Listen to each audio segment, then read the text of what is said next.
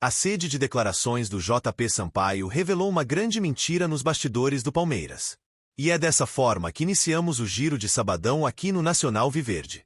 A entrevista do dirigente no Pode Porco, canal relacionado sobre assuntos do Verdão, deixou muitos torcedores impressionados. Ele garantiu, em alto bom tom, que o Paulo Nobre foi o grande responsável pela sua chegada no Palmeiras. O ex-presidente, em 2013, teve um contato direto com o profissional, que dali em diante percebeu que o seu clube, após a vitória da Bahia, seria o Palmeiras. E toda essa polêmica que está sendo repercutida nas redes sociais entre os palmeirenses está nas mentiras que foram soltadas ao longo desses últimos anos. E na cabeça de muitos, quem foi o responsável por trazer o JP para cá era o Matos. O dirigente que se gaba até hoje por ter feito parte desse grande planejamento de reconstrução das categorias de base. E aí que está o X da questão. Se o Paulo Nobre, em 2013, já queria o JP Sampaio, como que o Matos, que chegou aqui no final de 2014, foi o grande responsável dessa contratação?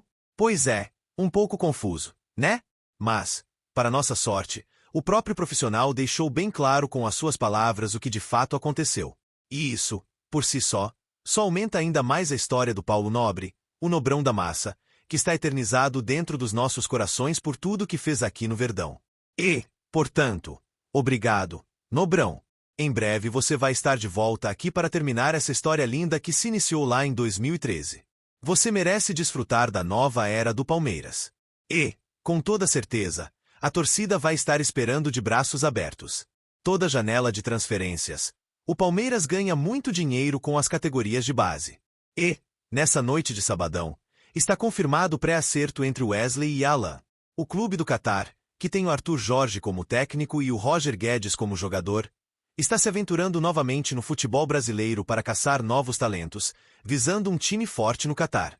E a informação exclusiva desse sabadão, repassadas pelos setoristas do clube gaúcho, confirma que, nessa transação toda, o Palmeiras pode ganhar quase 30 milhões de reais.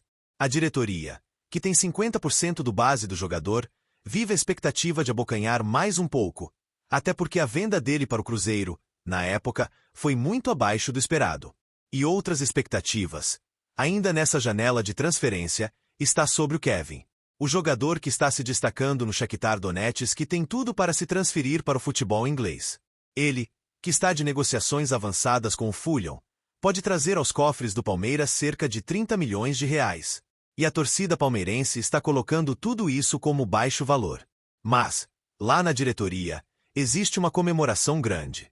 Se for colocar na ponta do lápis, vamos faturar, só em 2 jogadores indiretamente, cerca de 60 milhões de reais. Dinheiro esse que paga, por si só, a contratação do Andrés Pereira. Tudo isso é visto como algo normal aqui na torcida. Mas, para os rivais, o sentimento é de inveja. Eles estão sentindo o poderio financeiro que o Palmeiras está conseguindo através das suas categorias de base. E tudo isso pode melhorar com essa notícia que eu vou passar agora. E dependendo do que vai acontecer com essa saída do Kevin, há grandes chances do Shakhtar Donetsk ir atrás. Sabe de quem? Do Luiz Guilherme. O jogador que está encostado no West Ham ainda não vem recebendo muitas oportunidades. Por conta disso, o seu staff já está se movimentando no mercado da bola para encontrar um novo destino. E o clube coreaniano pode ser visto com bons olhos. E tudo isso está sendo tratado como grande possibilidade aqui no Palmeiras. Já chegaram boatos no vídeo lá da diretoria que repassou já em primeira mão para o concílio. E o motivo da inveja que pode se aumentar está na porcentagem que o Palmeiras também tem do Luiz Guilherme. E resumindo aqui, se tudo isso de fato acontecer, o Palmeiras vai ganhar porcentagem do Kevin indo para o Fulham e do Luiz Guilherme para o Shakhtar Donetsk. E só eu acho que a ida do Luiz para lá seria algo fundamental para o seu futebol. Vocês também têm aquela impressão que o Shakhtar consegue recuperar o prestígio de bons jogadores? Deixem aí nos comentários o que você vê dessas possibilidades todas. Ele bateu o pé e garantiu a sua presença no Itaquerão.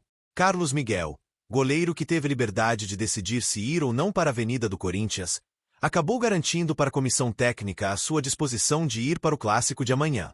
Existia até então uma grande preocupação do lado da diretoria sobre a pressão que o jogador poderia sofrer na saída para a casa do seu ex-clube. E tanto que houve até uma reunião entre a comissão técnica e Lela Pereira sobre esse assunto, mas tudo foi garantido do lado do jogador. Agora o foco principal está na finalização da preparação. O Palmeiras sabe que o Corinthians tratará dessa partida como uma grande final também. E até aqui está garantida a força máxima em ambos os lados. Um gol de diferença. 2, 3, 4, não importa. O que pedimos é apenas os 3 pontos para sair de lá com resultado importante. E com tudo anunciado entre Palmeiras e Andrés Pereira, apareçam algumas revelações inéditas sobre esses últimos detalhes envolvendo o jogador. Foi divulgado pela imprensa nesse sabadão que o clube inglês, quando foi rescindir o contrato do jogador, acabou errando na digitação. E esse ocorrido acabou desesperando parte da diretoria que, por um momento, achou que o negócio poderia dar errado. Mas, no final, deu tudo certo e o Andrés acabou sacramentando a sua vinda para cá. E outra novidade envolvendo ainda o Rolante está na sua postagem de camisa 8. Segundo as informações repassadas pelo nosso palestra nesse sabadão, o Palmeiras não gostou muito da forma que o jogador divulgou essa camisa. Afinal, existia um objetivo e um mistério da diretoria de deixar a torcida decidir qual manto ele iria usar. Mas eu acho tudo isso uma besteira. Se o Andrés escolheu a camisa 8, deixa ele anunciar a camisa 8. Qual problema tem nisso? Né? E as expectativas é que ele chegue em São Paulo já nessa segunda, se apresente na terça e, na quarta, seguir com o cronograma normal de treinos. Claro que tudo isso pode ter algumas mudanças no meio do caminho, até porque a diretoria nunca anuncia 100% as suas tomadas de decisões. E convenhamos que isso é o de menos, né? Tomara que ele chegue aqui com o pé direito, faça sua estreia em breve, mas alguém é que está animado com essa chegada dele? A torcida do Flamengo nas redes sociais ainda está se espumando de raiva. Os cheirinhos, assim como os próprios corintianos com Carlos Miguel, sentiu muito essa vinda do Andrés Pereira para cá. E a festa de celebração de 111 anos do Palmeiras teve a presença dos treinadores e foram muito bem prestigiados pela diretoria na noite de ontem. Valerá Pereira segue com seu projeto de garantir o Abel Ferreira até o final do seu mandato e que tudo que estiver sobre o alcance dela seja feito para isso se tornar realidade. Essas últimas contratações pontuais, por exemplo, estão sendo colocadas nos bastidores como um grande fator para convencer o Abel a ficar no Verdão e terminar essa linda história dele por aqui. E colocando no papel o time que foi montado através dessa janela de transferência, temos condições, sim, de ir para a Libertadores Brasileirão e em 2026 e 2007 fazer muito mais história. Me digam aí qual clube no Brasil que tem um meio de campo melhor que o do Palmeiras aqui no Brasil. Muitos podem colocar o Flamengo como superior, mas na realidade a gente consegue bater frente a frente com eles. Se antes não existia qualidade com a bola no pé, com passes e visão de jogo, agora temos jogadores inteligentes. O Andrés Pereira chega para ser o camisa 10 do Palmeiras indiretamente. Tudo bem que ele vai vestir a camisa 8, ser aquele segundo volante, mas as qualidades que ele tem com a bola, dá para ele ser esse gênio que a gente tanto precisa para articular as jogadas do Verdão. E é através desse novo time que a diretoria está criando muitas expectativas nos bastidores. E vocês também têm essa mesma convicção? Deixem aí nos comentários o que vocês estão achando dessas mudanças que a Leila fez nessas últimas janelas de transferência. E não podemos nos esquecer que em 2026 teremos a volta do Paulinho, a grande estrela da Copa do Mundo de Clubes, que mostrou uma prévia do que será dele por aqui.